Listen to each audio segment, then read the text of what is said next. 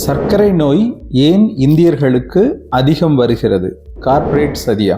ஒரு புதுசா சர்க்கரை வந்த நோயாளி என்கிட்ட வைத்தியம் பார்க்க வரும்போது அவர் கேட்ட கேள்விதான் நான் முதல்ல கொடுத்துருக்கிறது. இதை கேட்ட உடனே இப்படியெல்லாம் இருக்குமா அப்படின்ற ஒரு சிந்தனை எல்லாருக்கும் வரும். எனக்கும் அது தோணுச்சு. இந்த வீடியோவை நீங்க முழுசா பார்த்தீங்கன்னா நான் என்ன சொல்ல வர்றேன் அப்படிங்கிறது உங்களுக்கு முழுமையா புரியும். நான் டாக்டர் மணிவண்ணன், காரைக்குடியில ஸ்ரீ பார்வதி சர்க்கரை நோய் மருத்துவமனை என்ற பெயரில் மருத்துவமனை நடத்தி வருகிறோம். கடந்த 35 வருடமாக ஆயிரக்கணக்கான சர்க்கரை நோயாளிகள் எங்க மருத்துவமனைக்கு வந்து பயன்பெற்று நல்ல உடல் நலத்தோட இன்னைக்கு வரைக்கும் நல்லா இருக்காங்க. இந்த சேனல் சர்க்கரை நோய் இருக்கிறவங்களுக்கு ஒரு பயனுள்ள சேனல். சர்க்கரையை பத்திய ஒரு முழு விழிப்புணர்வை தொடர்ச்சியா நாங்க கொடுத்துக்கிட்டே வரோம். இந்த சேனல் பார்க்கறவங்க அவசியம் சப்ஸ்கிரைப் பண்ணி பாருங்க. உங்க நண்பர்கள் மற்றும் உறவினர்கள் சர்க்கரை இருந்தா அவங்களையும் ஷேர் பண்ணி பார்க்க சொல்லுங்க.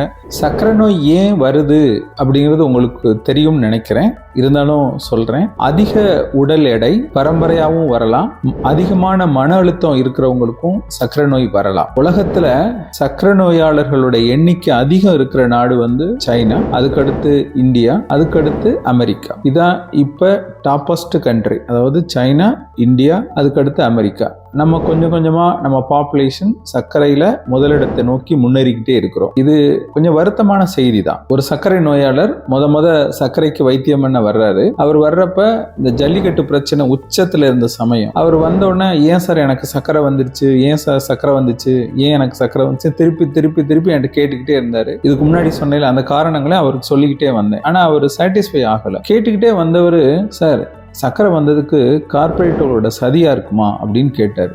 ஏன்னா எல்லாரும் அப்ப அந்த ஜல்லிக்கட்டு பிரச்சனையில கார்பரேட்டுகளின் சதி அப்படின்னு சொல்லி பேசிக்கிட்டு வெளிநாட்டு குளிர்பானங்கள்லாம் குடிக்காம நம்ம நாட்டு குளிர்பானங்கள்லாம் குடிச்சுக்கிட்டு இருந்த சமயம் அவர் கேட்டோன்னா எனக்கு தூக்கி வாரி போட்டுச்சு. உலகத்துல சர்க்கரையில toppest country China, India, America. இந்த மாதிரி அதுக்கு அடுத்த நாடுகள் அப்படியே போகும். அப்ப எல்லா இடத்துலயும் கார்பரேட்டுகளோட சதியா அப்படின்னு எனக்கு தோணுச்சு. அவர் கேட்ட கேள்விக்கு ஒரு நீண்ட விளக்கம் கொடுத்தேன். அந்த விளக்கத்தை உங்களுக்கும் நான் சொல்றேன். இந்த வீடியோ பார்த்து முடிஞ்சோடனே நீங்களே அதை புரிஞ்சுக்கிருவீங்க. சர்க்கரை வந்து இன்னைக்கு உலகத்துல வந்த வியாதி அப்படின்னு நினைச்சுக்கிட்டு இது கார்பரேட்டுகளின் சதி அப்படிங்கிறோம். சர்க்கரையை கார்பரேட் கம்பெனிகள் உண்டு பண்ண முடியுமா? இந்தியா, சைனா, அமெரிக்கால மட்டும்தான் கார்பரேட் கம்பெனி இதை உருவாக்குதா? முன்னாடி காலத்துல எல்லாம் சர்க்கரை வியாதி இருந்துச்சா? இல்ல இன்னைக்கு நம்ம கண்ட உணவு சாப்பிட்றதுனாலதான் சர்க்கரை வியாதி வருதா? இந்த மாதிரி நிறைய கேள்விகள் இருக்கும். இந்த ஒவ்வொரு கேள்விக்கும் நான் பதில் சொல்லிக்கிட்டே வரேன். நீங்க வீடியோவை முழுசா பார்த்துக்கிட்டே வாங்க. சர்க்கரை வியாதிக்கு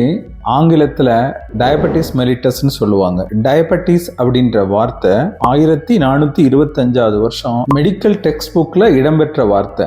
இதை பார்த்தாலே உங்களுக்கு தெரியும் எவ்வளவு பழமையான நோய் சர்க்கரை வியாதிங்கிறது. அதுக்கு முன்னாடி நம்ம இந்தியாவில இருந்து ஒரு உதாரணத்தை சொல்றேன். கிமு 6ஆம் நூற்றாண்டுல சுஸ்ருதர் அப்படின்னு சொல்லி ஒரு மருத்துவ ஜாம்பவான் இருந்தார். அவரு தன்னுடைய குறிப்புகள்ல சர்க்கரை வியாதிய மதுமேகம் அப்படின்னு குறிப்பிடுறார். மதுனா தேன், மேகம்னா இனிப்புடைய யூரின் அப்படின்னு பொருள். அதுக்கு அப்பெல்லாம் ஒரு நீண்ட காலம் ஆறாத புண்ணை யூரின் எடுத்து நாக்குல தொட்டு பார்த்து அது இனிப்பு சுவை இருந்துச்சுன்னா அவருக்கு சர்க்கரை வியாதி இருக்கு அப்படின்னு தெரிஞ்சுக்கிட்டு அதற்கு ஏற்ப சிகிச்சை அளிப்பாங்க. இது அவருடைய மருத்துவ குறிப்பிலே இருக்கு. இப்ப தெரியுதா எவ்வளவு பழமையான ஒரு நோய் சர்க்கரை வியாதி அப்படிங்கிறது. அப்படியே நம்ம தமிழ்நாட்டு உதாரணத்துக்கு வருவோமே. தமிழ்நாட்டுல எல்லாருக்கும் தெரிஞ்ச அகத்தியர் பாடல் 1200வது பாடல். இந்த பாடலை உங்களுக்கு காமிக்கிறேன், நீங்க அதை பார்த்து தெரிஞ்சுக்கலாம். இதுல நீரழிவு அப்படின்ற ஒரு வார்த்தை வருது. இந்த நீரழிவு அப்படிங்கிறது சர்க்கரை வியாதி தான். இப்ப 3 உதாரணம் சொல்லிட்டேன். உலக அளவுல எவ்வளவு பழமையானது, இந்திய அளவுல எவ்வளவு பழமையானது, தமிழ்நாட்டு அளவுல நம்ம அகத்தியர் குறிப்பிடுற பாடல்ல இருந்து எவ்வளவு பழமையான ஒரு நோய் அப்படிங்கிறது இப்ப உங்களுக்கு தெரியும். இன்னும் நான் சொல்றேன். இந்த சர்க்கரை நோய் வந்து பல 100 வருடங்களா, அப்படி இல்ல பல 1000 வருடங்களா நம்ம மக்கள்கிட்ட இருந்துகிட்டே தான் இருக்கு. முக்கியமா இந்தியாவிலையும் சைனாவிலையும் இவங்க ஜீன்லயே சர்க்கரை வருவதற்கான மூலக்கூறு இருக்கு. அதுதான் உண்மை. சர்க்கரை எப்ப வரணும் அப்படிங்கறத தீர்மானிக்கிற இடத்துல ஒவ்வொருத்தரும் இருக்கிறோம். சர்க்கரை ஏன் வருது அப்படின்னு நம்ம தெரிஞ்சுக்கிட்டா தீர்மானிக்கிற இடத்துல நாம தான் இருக்கோம் அப்படிங்கறதை நீங்க தெரிஞ்சுக்க முடியும். அது வந்து அகத்தியர் பாடல்ல சர்க்கரை ஏன் வருது, அதாவது நீரிழிவு நோய் ஏன் வருது அப்படிங்கறத அழகா சொல்லி இருப்பாரு. அதிக உடல் எடை, அதிக உணவு, போதை வஸ்துகள் பயன்படுத்துறது, இதனாலதான் சர்க்கரை வியாதி அதாவது நீரிழிவு வருது அப்படிங்கிறது தன்னுடைய பாடல்ல அழகா அகத்தியர் குறிப்பிட்டிருப்பார். நம்ம உடம்புல சர்க்கரை வருவதற்கான ஜீன் இருக்கு அப்படின்னு நான் சொல்லிட்டேன். சர்க்கரை எப்ப வரணும் அப்படிங்கறதுல தீர்மானிக்கிற சக்தியா நாம தான் இருக்கிறோம். அதுவும் எப்படி ப்ரூவ் பண்றேன்னா, இப்ப நம்ம இந்தியாக்காரங்க அமெரிக்காவுக்கு போறோம், ஆப்பிரிக்காவுக்கு போறோம், ஐரோப்பிய நாடுகளுக்கு போய் செட்டில் ஆயிருவாங்க. அங்க உள்ள பாப்புலேஷன்ல சக்கரை பாப்புலேஷனை எடுத்து அந்த சக்கரை பாப்புலேஷன்ல ஆர்ஜின்னு ஆய்வு பண்ணும்போது தெரிய வர்றது என்னன்னா, இந்தியாவிலேருந்து வர்றவங்களும் சைனாலேருந்து வர்றவங்களுக்கும் சக்கரை வியாதி அதிகமா இருக்கு அப்படிங்கிறது ஒரு நிரூபிக்கப்பட்ட உண்மை. இப்ப நம்ம இந்தியாவை பத்தியே பேசுவோம். இந்திய மக்கள்ல பெரும்பான்மையான மக்கள் வெஜிடேரியன். இந்த வெஜிடேரியன் சாப்பிட்றவங்க புரோட்டீன் கம்மியானது, அதாவது புரதச்சத்து கம்மியான உணவையும் மாவுச்சத்து அதிகமான உணவையும் எடுத்துக்கிடுவாங்க. நிறைய ஸ்வீட் சாப்பிடுவாங்க, அரிசி கோதுமை உணவை அதிகமா எடுத்துக்கிடுவாங்க. புரதச்சத்து மினிமமா தான் இருக்கும். பழங்கள் பெருசா சாப்பிடுறது இல்ல. தானிய உணவுகள், அதாவது பயரும் பருப்பும் நம்ம உணவுல பெருசா சேர்த்துக்கிறது இல்ல. அதோட ஆல்கஹால், அதாவது தண்ணி அடிக்கிற பழக்கமும் அதிகம், புகைப்பழக்கமும் அதிகம், உடற்பயிற்சி பெருசா இல்ல. சுற்றுச்சூழல் பாதிப்பும் இந்தியாவில் அதிகம். சுற்றுச்சூழல் பாதிப்பை நாங்க மனசுல வச்சுட்டு எங்க மருத்துவமனை எங்க மாவட்டத்தில் இருக்க அரசு பள்ளிகள்ல 2 பள்ளியை ஒவ்வொரு மாசம் தேர்ந்தெடுத்து அங்க மரம் நட்டு அந்த பசங்க அந்த மரத்தை வளர்க்கறதுக்கான என்கரேஜ் பண்ணி மரத்தை வளர்த்துக்கிட்டு இருக்கிறோம். இது பல வருஷமா நாங்க செஞ்சுக்கிட்டு வரோம். அதுக்கான போட்டோஸ் எல்லாம் நீங்க இதுல பார்க்கலாம். பரம்பரையா சர்க்கரை வர்றதுனால மேற்கொண்ட காரணங்கள் எல்லாம் சேர்றப்ப இந்திய மக்கள்கிட்ட சர்க்கரை நோய் வருவதற்கான சாத்தியக்கூறு கூடிக்கிட்டே போகுது. முன்னாடி காலங்கள்ல சர்க்கரை வியாதி குறைவா இருந்துச்சு, இப்ப கூட இருக்கு. அந்த கேள்விக்கான பதிலையும் நான் இப்ப உங்களுக்கு சொல்றேன். முன்னாடி காலங்கள்ல பெருசா மருத்துவ வசதி இருக்காது.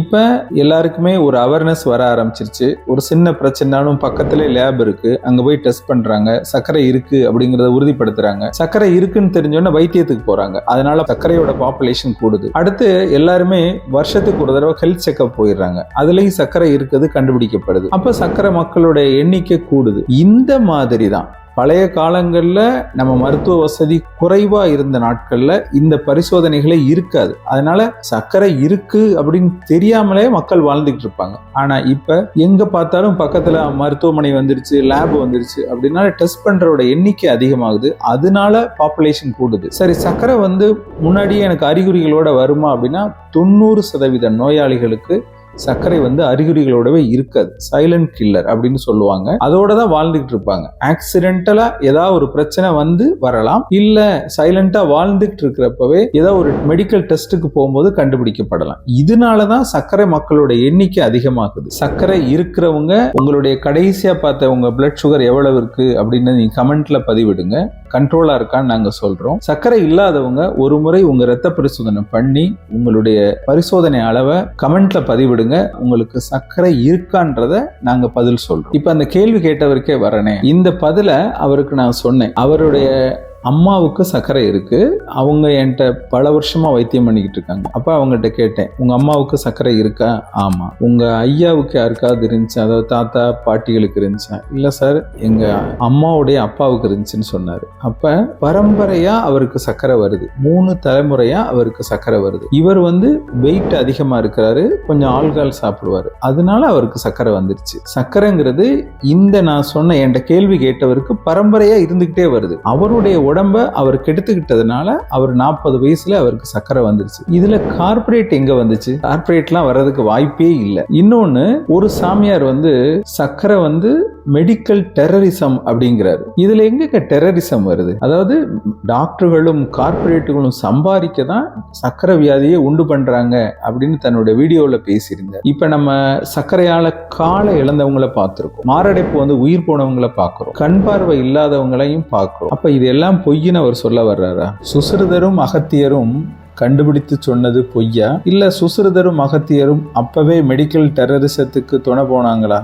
இதை அந்த சாமியார் தான் சொல்லணும். சர்க்கரைங்கிறது அகத்தியர்ல ஆரம்பிச்சு சுசிரதர் வைத்தியம் பண்ணி 1400களில் ஆங்கில வைத்தியத்துக்குள்ளேயும் இன்ன வரைக்கும் நம்ம கூட வாழ்ந்துகிட்டு இருக்க ஒரு நோய். இது புதுசா எதுவும் வரல. நம்ம இன்னைக்கு மாடர்ன் உலகம் இது அக்கு வேற ஆணி வேற பிரிச்சு சர்க்கரைனா என்ன, எதனால வருதுன்றதை அழகா பிரிச்சு கண்டுபிடிச்சிட்டாங்க. நம்ம அறிவியலை தான் ஏத்துக்கணும். அறிவியலுக்கு புறம்பான எதையுமே நம்ம ஏத்துக்க கூடாது. இப்ப இந்த செல்போன் ஒரு அறிவியல் விஷயம், எல்லாருக்கும் ரொம்ப பயன்படுது. சொல்லப்படுது, அது வெளியே தான் நீங்க இந்த வீடியோவை பார்த்துக்கிட்டு இருப்பீங்க. அதை ஏத்துக்கிட்டீங்கல்ல, அது மாதிரிதான் அறிவியல் பூர்வமா நிரூபிக்கப்பட்ட சக்கரை வியாதியும் ஏத்துக்கிட்டு சர்க்கரைக்கு மாத்திரை சாப்பிட்டு நல்ல கண்ட்ரோலை வச்சிட்டீங்கன்னா நீங்க 100 வருஷம் வாழ முடியும். நம்மளுடைய உடம்ப நாம கெடுக்கிறதுனால தான் சக்கரை வியாதி வருது. இது கார்பரேட் எங்கேருந்து வந்துச்சு எனக்கு தெரியல. அடுத்த வீடியோ வந்து சர்க்கரை நோய் நல்லது. என்னங்க சர்க்கரை நோய் நல்லதுன்னு சொல்றீங்க அப்படின்னு நீங்க கேட்கலாம். யாருக்கு நல்லது?